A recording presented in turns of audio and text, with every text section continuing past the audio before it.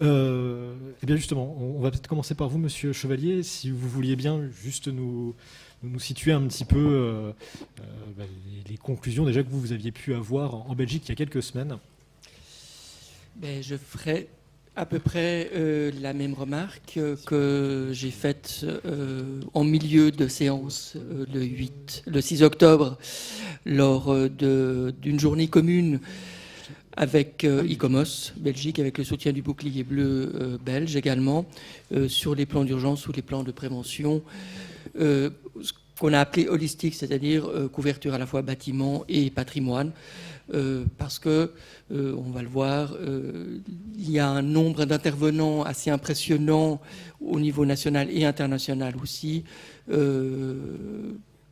concernant la protection du patrimoine, mobilier et immobilier. Et cette remarque, c'est, eh bien, cette soirée n'aura pas été en vain, ou cette journée n'aura pas été en vain, puisque des gens apprennent les uns des autres de plans d'urgence qui existent dans tel ou tel département. Et je crois que c'est là le rôle d'ICOM, autant en Belgique que France, de effectuer une coordination, justement, entre les différents partenaires et les différentes personnes qui ont déjà développé ces plans d'urgence. En réalité, en Belgique, comme partout ailleurs, on commence à se poser la question de ce qui existe en réalité en matière de prévention et d'urgence après un sinistre. Voilà, c'est toujours trop tard, mais enfin, il faut quand même démarrer à un moment donné ou un autre. En l'occurrence, l'année passée, en 2017, au mois de novembre, alors en général au nord c'est rarement au mois d'août, c'est surtout en hiver, comme à Lunéville par exemple, c'est aussi en plein hiver, avec des vents soufflant à 100 km/h par exemple, qu'un incendie a complètement dévasté un château, avec tout ce qu'il y avait dedans, château de Choquier, peu connu, mais néanmoins avec du patrimoine mobilier à l'intérieur. On a beaucoup parlé du bâtiment lui-même qui menaçait de s'effondrer sur une voie de chemin de fer en contrebas. Donc la circulation des trains entre Liège et la capitale a été interrompue. Mais patrimoine mobilier, aucune nouvelle. Comme s'il n'avait jamais existé. En réalité, il n'a plus existé puisqu'il est parti complètement en fumée. Mais ça a été justement un point de départ de réflexion au sein d'ICOM Belgique, de se dire mais qu'est-ce qui existe maintenant chez nous? Qui fait quoi? Et voilà, nous sommes partis un peu à la pêche, à l'information, autant en Belgique qu'en France, ici pour les archives nationales, qu'en Angleterre. Et le verdict est le même un peu que ce soir, c'est qu'il y a beaucoup d'initiatives individuelles, il y a beaucoup d'organismes qui travaillent, qui proposent des plans, qui proposent des canevas, qui proposent peut-être des normes internationales de type ISO 9001. Mais qu'en réalité, ce travail est sans cesse en train d'être fait, comme Sisyphe remonte systématiquement sa pierre le long de la pente, alors qu'un minimum de coordination et de contact permettrait certainement d'économiser beaucoup d'énergie et de temps à tous les intervenants et surtout aux responsables de musées. Voilà. Je peux continuer sur la Belgique, mais enfin bon... Faut-il forcément blâmer les Belges? Je ne suis pas sûr. J'avais envie de dire quelque chose. Le titre du colloque, enfin de cette journée, c'était même pas un colloque, c'est comme ce soir, c'était vraiment une journée de prise de contact entre les gens. Il s'est avéré, après une demi-heure, que deux personnes qui venaient de la même ville, de deux musées différents, apprenaient chacun qu'ils avaient un plan d'urgence complètement différent. Mais avec les mêmes services de secours et d'incendie. Donc forcément quelque chose qui n'allait strictement pas fonctionner au niveau opérationnel. Et donc voilà, c'est ce soir, on a aussi appris qu'il y a des plans dans différents départements que probablement les uns et les autres ignoreront ou ignorions jusqu'à ce soir. Une des caractéristiques, enfin, j'ai mentionné le nombre d'intervenants, on va avoir dans quelques instants une petite présentation du comité international ICOM des musées pour la sécurité dans les musées, mais il ne faut pas oublier que ICOMOS est actif aussi dans la protection du patrimoine, surtout dans les zones de guerre. Il y a ICROM, qui fait beaucoup de prévention et beaucoup de cours, justement, de protection du patrimoine mobilier et immobilier, mais aussi mobilier. Il y a eu des cours au Japon, il y a des cours qui sont donnés avec le bouclier bleu en Hollande, justement, pour la sauvegarde de patrimoine de musées, par exemple. Mais il y a également un comité spécialisé de l'ICOM qui s'appelle le Disaster Risk Management Committee, l'IRMC, qui est intervenu dans les îles des Antilles lors des ouragans de l'année passée, par exemple. Il y a également ICOM-CC qui s'occupe de conservation préventive, mais donc aussi de préservation des œuvres. Bouclier bleu, évidemment, je ne vous oublie pas. Qui d'autre encore? Eh bien, beaucoup de musées. Beaucoup de musées ont des plans développés séparément, visiblement des collectivités territoriales, des villes, comme la ville de Genève. Voilà. Et c'est un foisonnement qu'on a l'impression qui est séparé, qui est parallèle. Et on perd un peu de vue, certainement, le but final, qui est d'essayer de sauver un maximum d'objets et de bâtiments lors d'un sinistre. Voilà. La situation belge est assez claire. Il y a presque rien dans la partie francophone. Des modifications d'organisation politique font que Bruxelles a récupéré une partie de compétences en matière mobilière, c'est-à-dire d'objets de musée. Elle avait une compétence territoriale sur le bâtiment bâti, mais pas sur ce qu'il y avait à l'intérieur des musées. Bruxelles est donc en train de récupérer une partie de ses compétences. Et la Flandre est plus inspirée par la Hollande et donc est un tout petit peu plus sensibilisée et a peut-être une longueur d'avance au niveau coordination générale. Mais là, c'est une impulsion politique qui a décidé que les musées devaient avoir des plans d'urgence. Il y a un système de dépôt d'urgence pour les musées en cas de problème, que ce soit simplement des infestations dues à de l'humidité récurrente ou à des sinistres. Voilà, on se bat contre des inerties politiques, comme partout, contre des non-volontés. Pour répondre rapidement, comment améliorer les questions, l'organisation des plans d'urgence en une minute. Je dirais qu'il y a trois plans. Il y a les fondamentaux, il y a le nécessaire. Les fondamentaux ont été mentionnés en partie tout à l'heure, mais il est très clair que vous ne pourrez jamais développer un plan opérationnel d'urgence si vous n'avez pas l'implication des responsables de votre institution et des responsables politiques derrière. Vous pouvez avoir des belles fiches, mais si ce n'est pas appuyé par la direction ou par le système politique derrière, vous oubliez, il n'y aura rien. De la même manière, si les services de secours ne sont pas impliqués dès le départ dans l'organisation de ces plans, la proposition de ces plans, là encore, ils ne sauront que faire de vos fiches ou de votre plan. Le deuxième fondamental, c'est l'implication de tout le personnel. Vous l'avez mentionné, Madame Alain, mais en réalité, non, ce n'est pas une décision de la direction d'avoir un plan d'urgence. C'est une application quotidienne de la totalité du personnel, aussi pour repérer les problèmes récurrents ou des petits détails qui peuvent mener à de grandes catastrophes. Je pense que vous avez tous en exemple des portes coupe-feu maintenues ouvertes avec des caisses, simplement parce qu'on est en train de nettoyer ou de bouger du matériel. Personne ne repense à les fermer après, donc elles peuvent rester ouvertes une nuit entière. Encore une fois, le sinistre va arriver entre 2 et 4 heures du matin avec des portes coupe-feu qui sont parfaitement ouvertes.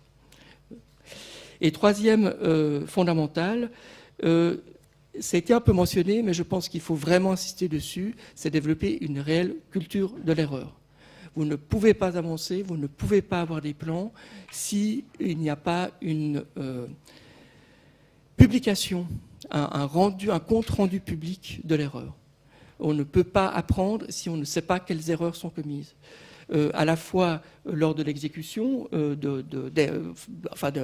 d'opérations d'exercice, où il y a forcément un débriefing qui doit être fait pour savoir où ont été commises les erreurs pour pouvoir les corriger. Mais de manière générale, il faut que même les petites erreurs puissent être communiquées de manière tout à fait courante. Et la Flandre, par exemple, à cet égard, a repris un système en place dans les Pays-Bas qui s'appelle DICE, c'est-à-dire une banque de données d'erreurs. Elle est anonymisée pour rassurer évidemment les directions de musée, mais elle a le mérite d'exister et de dire quelles sont les erreurs récurrentes peut-être ou auxquelles on ne pense pas du tout et de les lister pour apprendre justement de ces erreurs. Et pour moi, ce sont des fondamentaux. Après, le nécessaire a été en partie décrit, on peut y revenir par la suite si jamais. Et puis il y a le superflu. Le superflu, c'est toujours pour la fin. Merci. Justement, donc, vous le disiez, le diable est dans le détail, on le voit une fois de plus.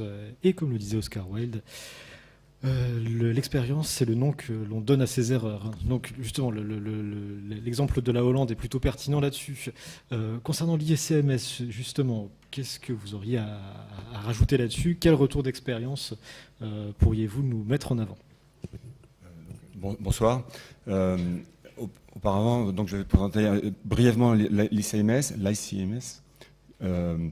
et avant d'aborder des modèles organisationnels, auxquels je ne crois pas d'ailleurs, je vais vous rappeler quelques principes qui régissent la gestion des risques.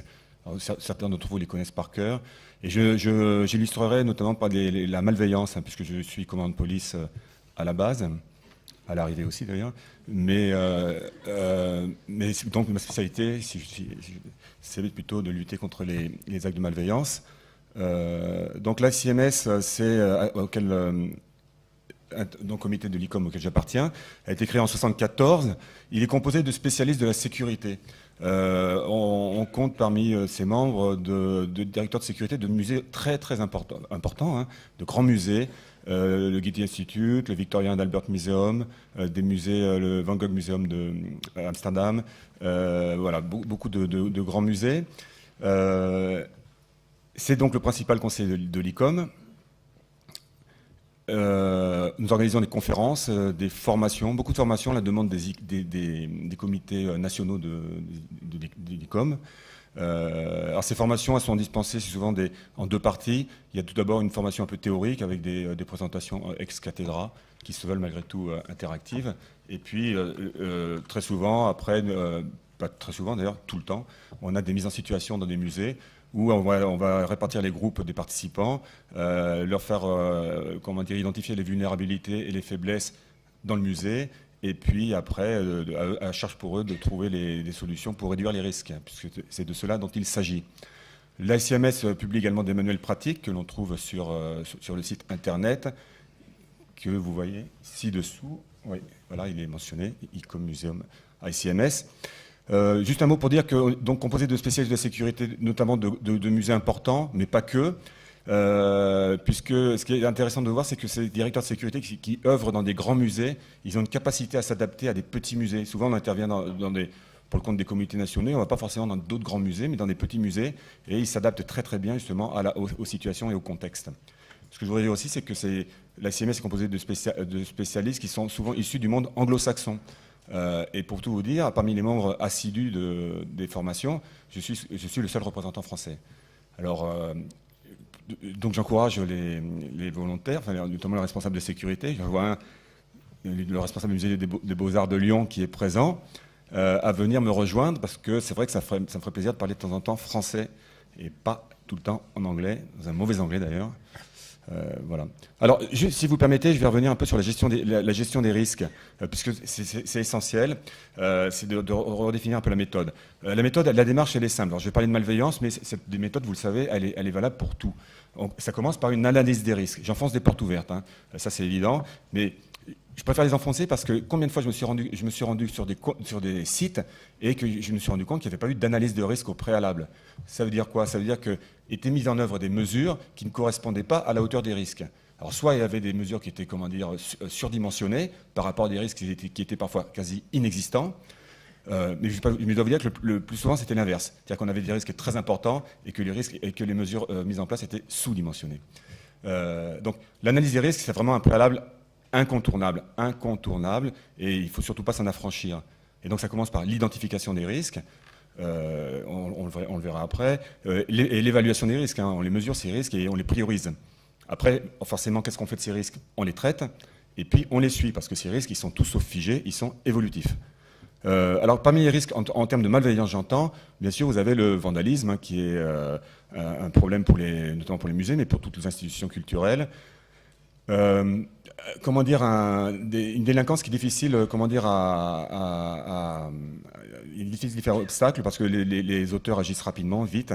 Alors, quand on mesure les risques de vandalisme, on a une probabilité d'occurrence qui est assez fréquente. On a pas mal d'actes de vandalisme qui sont perpétrés dans les institutions culturelles.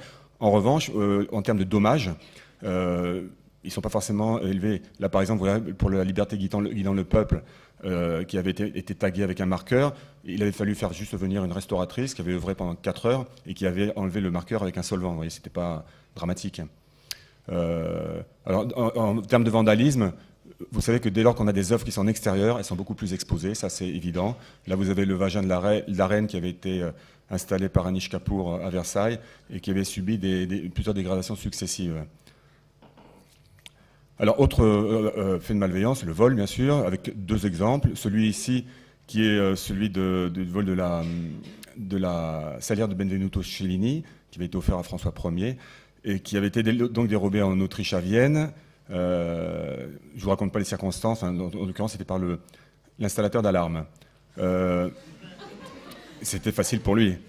Un autre grand vol qui a défrayé la chronique, c'est le vol qui s'était passé au musée d'art moderne de la ville de Paris en 2010. Donc avec un individu que vous voyez en haut à droite, qui était venu pour voler un Fernand Léger suite à une commande. Et une fois arrivé dans le musée, enfin il avait pénétré très facilement dans le musée. Une fois dans le musée, il s'était dit mais pourquoi pas, rien ne s'était passé, aucun déclenchement d'alarme, rien d'autre. Il s'est dit mais tant qu'à être ici, je vais en piquer d'autres. Et donc il avait volé un Modigliani, un Matisse, vous voyez, un Braque aussi et un Picasso, tant qu'à faire. Alors, le problème des risques qui tournent autour du vol ou du vandalisme, c'est qu'il y a des risques qui sont collatéraux, qui sont aussi une atteinte à l'image. C'est-à-dire que vous avez des vols qui sont perpétrés dans les musées, déjà avec facilité, souvent. Tout le monde se demande, mais comment se fait-il? Voilà. Et d'ailleurs, ça à gauche, enfin, la Nation, c'est un journal uruguayen. Voilà. Et nos amis anglais qui n'en perdent pas une pour nous tacler, voilà, qui indique prêter des œuvres d'art à la France, un business à risque, avertit un conservateur. Alors bien sûr le terrorisme, c'est plus que de la malveillance, ça, voilà. Donc avec Bruxelles, avec le musée d'art juif, 3 victimes, 4 si l'on compte le terroriste, et Tunis, 25 tués et 45 blessés, me semble-t-il. Alors, pour revenir à ce que j'avais dit tout à l'heure lors d'une table ronde, effectivement, le but du terrorisme, c'est de tuer du monde, mais c'est pas que, c'est aussi de porter atteinte à un symbole. En l'occurrence, quand il est au musée juif, il n'est pas n'importe où, il est dans un musée juif. Et puis, accessoirement, par exemple, pour la Tunisie, c'est de porter aussi, à mettre à mal l'industrie touristique. Donc, il y a d'autres enjeux derrière, il n'y a pas seulement de tuer des personnes. Voilà. Et là, je vais finir ma présentation, enfin ma première présentation avec cela. Comment traiter ces risques? Il y a 4 options possibles. L'acceptation, c'est-à-dire qu'on connaît les risques, on les a évalués, on va faire avec. Une forme de fatalisme, on ne fait rien, et voilà, on attend que ça se passe. Il y a l'annulation du risque. Alors là, vous avez un exemple avec une corne de rhinocéros qui est sciée. C'est dans un musée de Berne, mais je l'avais vu aussi à Genève, où vous savez que les cornes ont été volées, je ne vous l'apprends pas, ça fait plusieurs années dans des musées et autres institutions culturelles, pas que dans des musées d'ailleurs. Et donc là, on scie la corne, on la remplace par une corne en résine, et donc on annule le risque. Dernièrement, il n'y a pas plus tard qu'il y a 3 jours, une exposition a été annulée à Hong Kong d'un caricaturiste qui singeait les autorités chinoises. Et les organisateurs de l'exposition, ayant reçu des menaces, ont décidé d'annuler l'exposition. Le transfert du risque, on transfère le risque vers l'assurance, ça vous le connaissez. Ça peut être, oui, voilà. Et la réduction du risque, c'est ce qui nous intéresse le plus. C'est-à-dire qu'on veut exposer les œuvres, mais on veut les exposer en limitant les risques. Donc on va prendre des mesures pour limiter les risques. Et ça, ce sera l'objet peut-être d'une présentation ultérieure. Rapide. Ok. Et du coup, juste Il marche le micro là? Oui, très bien. Du coup, comme vous avez fait un petit peu un tour du monde rapidement dans votre présentation des risques qu'il y a pu y avoir, Monsieur Féou, justement, est-ce qu'au sein du bouclier bleu, il y aurait des exemples qui nous permettraient de montrer justement les modèles qui permettent d'aller à l'encontre de tout ça? Dans la liste des risques qu'on a évoqués, ça marche, vous m'entendez? Il y en a un, me semble-t-il, qu'on a oublié, c'est le risque industriel, dans les zones classées Céveso, par exemple. J'ai pour mémoire l'affaire d'AZF à Toulouse, vous vous en souvenez, qui a d'ailleurs fortement mobilisé les collègues qui, très vite, en fait, se sont agrégés au bouclier bleu. Et vous savez que la section Midi-Pyrénées s'est vraiment mise en avant. J'ai d'ailleurs oublié tout à l'heure dans ma présentation un peu trop succincte de notre organisation le rôle crucial des sections régionales, la section Île-de-France, qui est d'ailleurs représentée ici par notre collègue Madame Barilla, et d'autres sections très actives, comme donc la section Midi-Pyrénées, qui est devenue la section du Grand Ouest. Donc la question des risques industriels est à tenir en compte. Il y a quelques années, lorsque je travaillais au C2RMF avec Christiane Naffa, à la tête du département conservation préventive, nous avions fait une sorte d'enquête sur ce qui se passait en Haute-Normandie. Et j'étais allé voir la conservatrice, qui est une éminente professionnelle du musée Malraux au Havre. Et je lui avais demandé en fait comment le musée prenait en compte la question du risque industriel. On est en phase d'installation pétrolière qui pourrait très bien un jour représenter un risque, et elle m'avait en fait avoué qu'elle n'y pensait jamais. Voilà, on avait essayé de distiller un peu je ne sais pas si à ce jour des plans d'urgence spécifiques au musée de la ville du Havre ont été mis en œuvre, mais je voulais qu'on n'oublie pas ce risque éventuellement dans des villes classées Céveso comme la ville du Havre. Nous, dans l'opérationnel, en fait, je crois que ce que le comité français du bouclier bleu met surtout en avant, c'est la question de la sensibilisation et de la formation.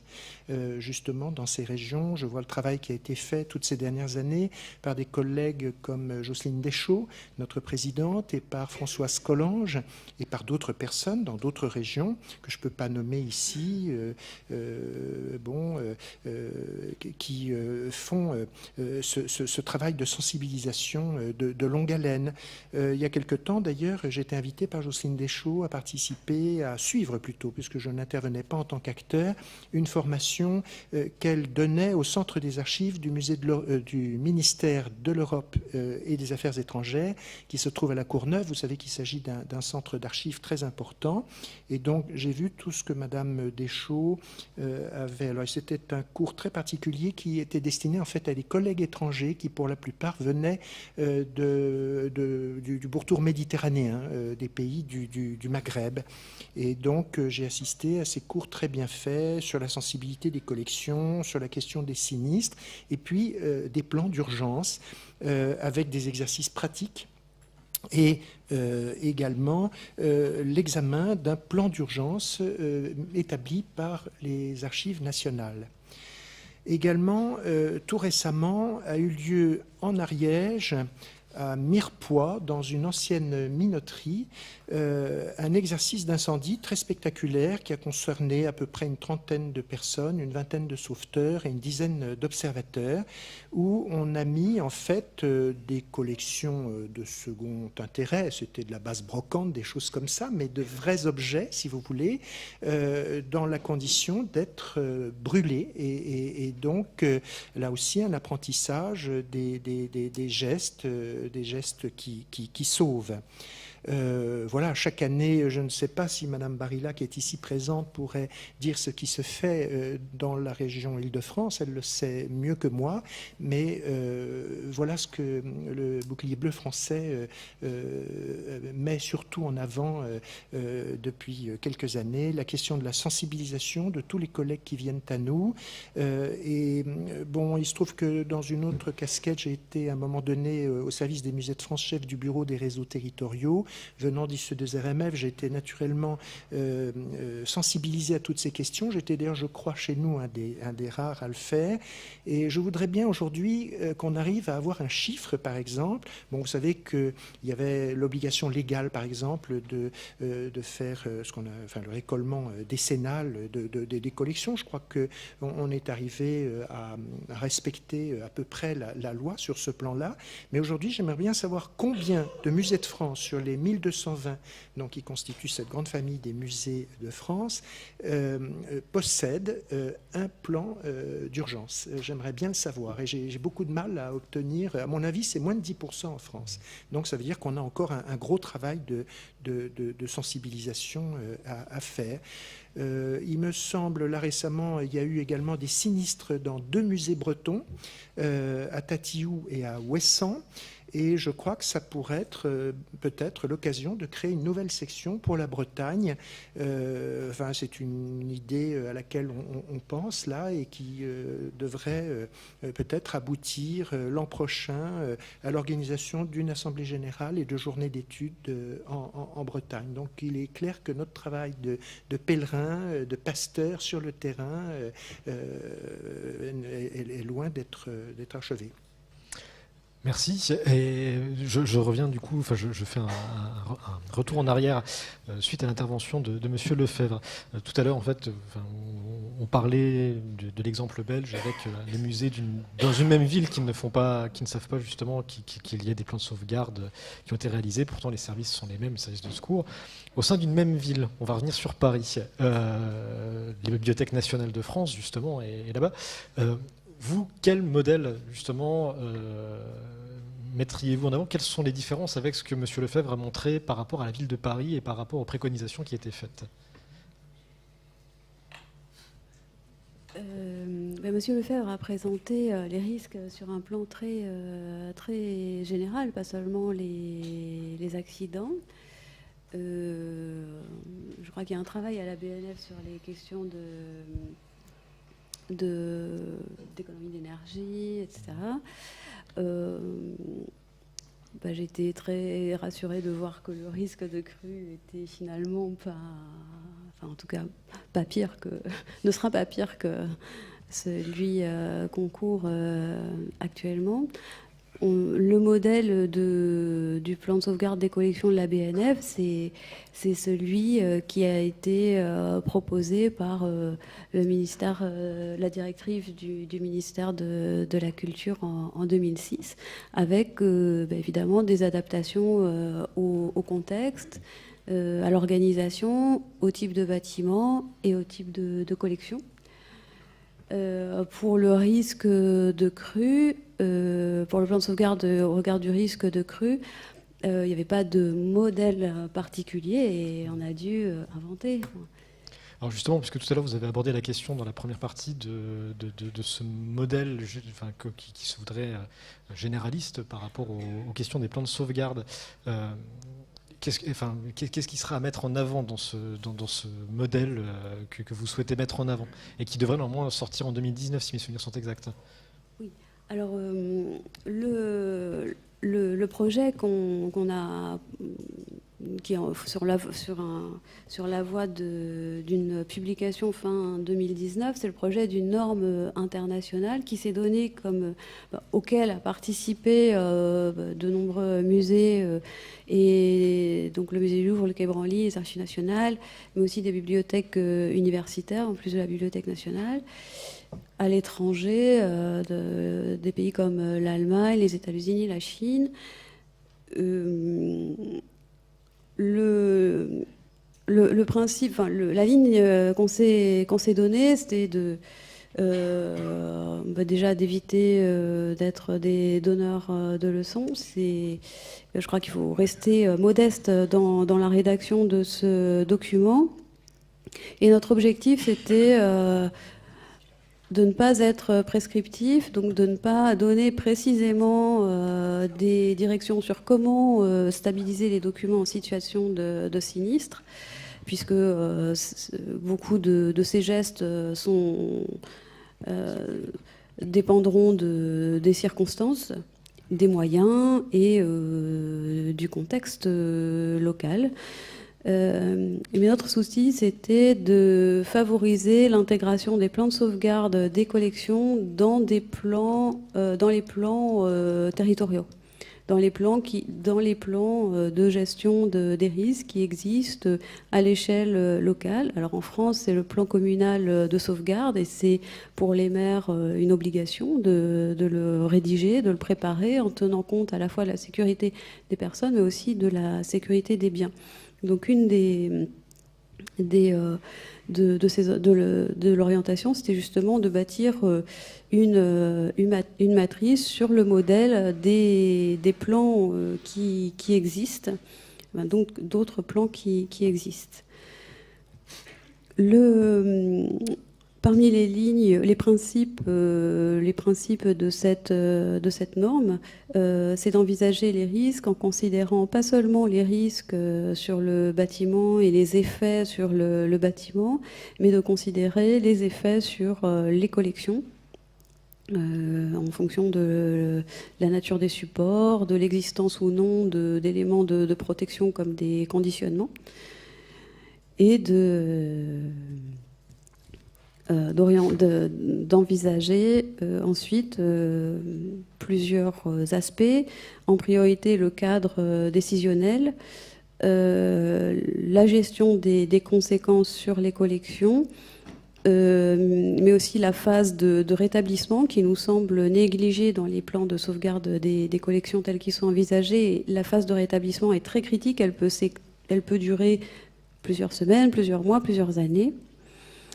La formation fait bien sûr partie des axes les plus à développer et qui sont prévus dans cette norme, en passant de la sensibilisation de l'ensemble du personnel à la formation opérationnelle des personnes. Et puis le point fort, il nous semble, de ce projet, c'est un outil d'évaluation du plan de sauvegarde des collections.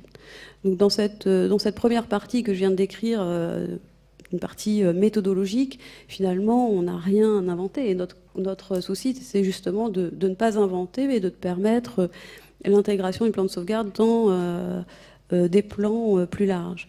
Donc l'aspect le plus original et probablement le plus utile aussi, c'est la préparation d'indicateurs de performance entre guillemets du plan de sauvegarde des collections.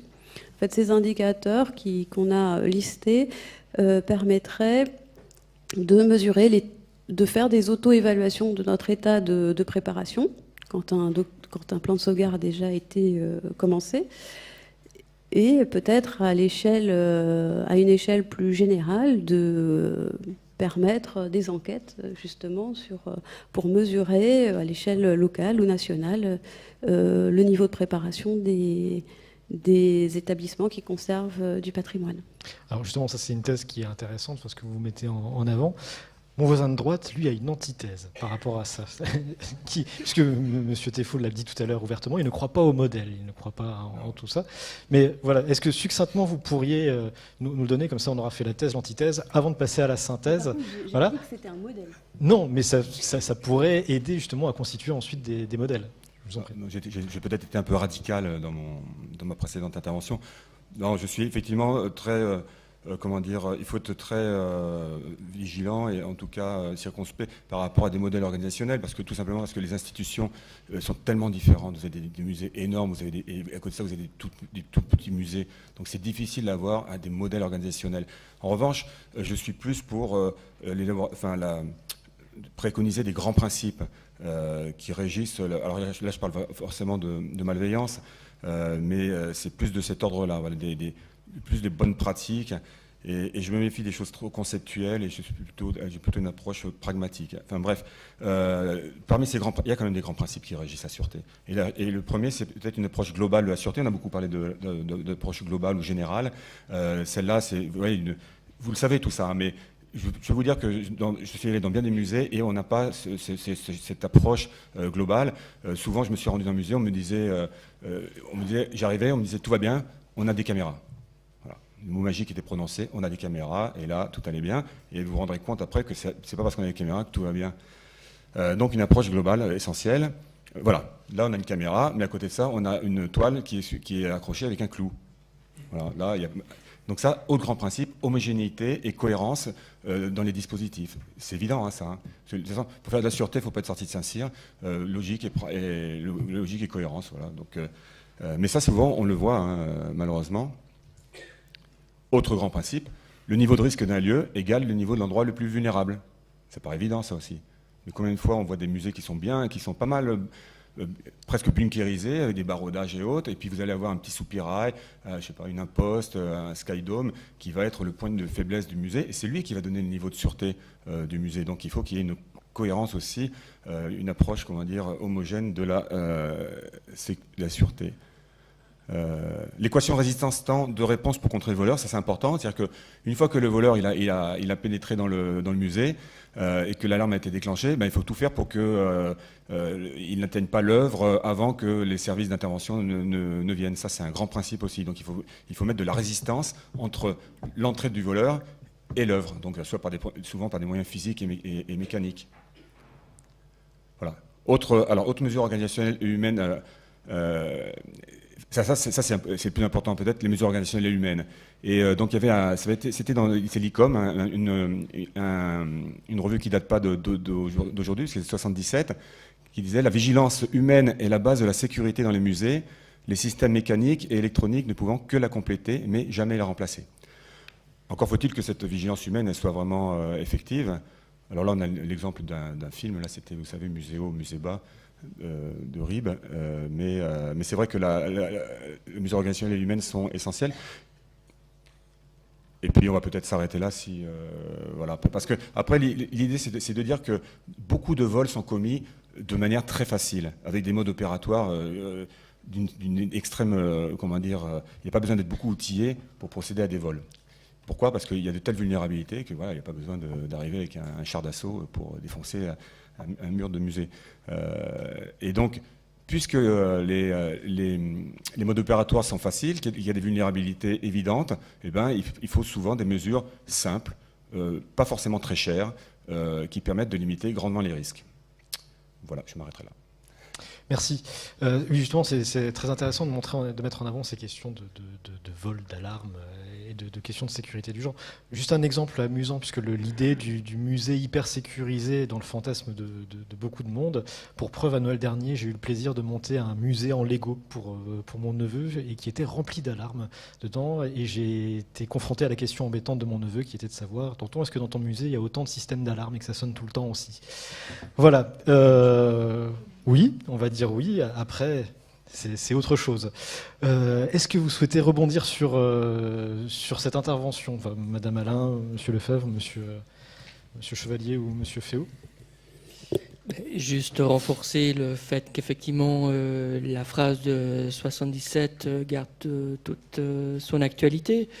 Il faut impliquer tout le personnel d'un musée dans la sécurité de manière générale.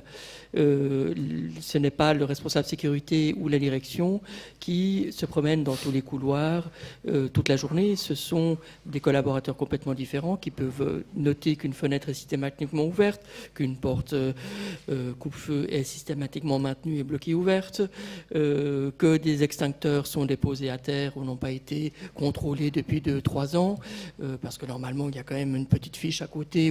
Voilà. Et donc en réalité, tant que tout le monde n'est pas réellement concerné par cette sécurité, le musée et ses objets est à risque de manière générale. C'est en fait l'enseignement qu'on a eu en Belgique. Encore une fois, j'ai vu le musée Van Buren, mais on pourrait aussi dire qu'on nous a volé une corne de rhinocéros il y a quelques années au musée des sciences naturelles. Voilà, on n'a pas mis de barreaux aux toilettes parce que les gens sont partis par les toilettes. Par contre, il y a des travaux actuellement. L'élément de sécurité qui a été mis, c'est des rondes de personnes toutes les 10 minutes. Mais effectivement, en 2 minutes, c'est coupé et c'est emporté. Voilà, donc probablement une mesure plus poudre aux yeux qu'autre chose au niveau efficacité, malheureusement. Mais j'aimerais insister sur le fait que je pense que c'est extrêmement nécessaire d'avoir un lieu central d'échange d'informations sur tous les projets en cours, que ce soit le vôtre au niveau de normes internationales, parce qu'il y a aussi le consortium européen des bibliothèques de recherche qui est en train de proposer un instrument, son groupe sécurité. Et donc ça implique également des bibliothèques nationales, type la Bibliothèque nationale de Belgique. Et donc on va se retrouver bientôt avec une série de normes, de manuels, de standards. Comment est-ce que les musées vont faire pour choisir lequel adopter et lequel appliquer? Voilà. Merci. Autre chose? Moi, je suis d'accord avec monsieur. D'accord, merci. Le temps étant un risque pour les musées, vous le savez tous, et pour les collections, et que nous n'avons pas forcément envie de dépasser énormément l'heure fatidique de 21h pour la fin de cette soirée, puisque avec une soirée comme ça, où les débats sont intéressants, où les discussions sont intéressantes, on risque malgré tout de perdre du monde au fur et à mesure. Je vais inviter tout de suite Christian Autain pour faire la synthèse de la soirée. Et vous pourrez, après, si vous le souhaitez, eh bien, poser les questions en direct auprès des intervenants. Ce sera peut-être plus simple et ça permettra aussi peut-être de délier les langues sans passer devant la vidéo.